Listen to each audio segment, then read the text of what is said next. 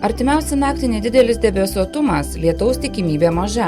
Vėjas silpnas, žemiausia temperatūra naktį 10–15, pajūryje 16–18 laipsnių šilumos.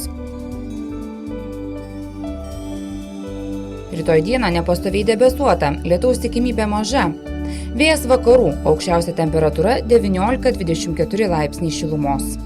Vilniuje lietaus tikimybė maža, žemiausia temperatūra naktį 11–13, aukščiausia dieną 21–23 laipsniai šilumos.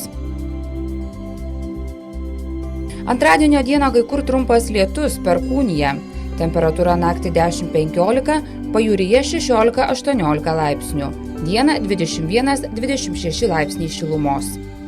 Trečiadienį lietaus tikimybė maža, temperatūra naktį 11–16, dieną 19–24 laipsniai šilumos.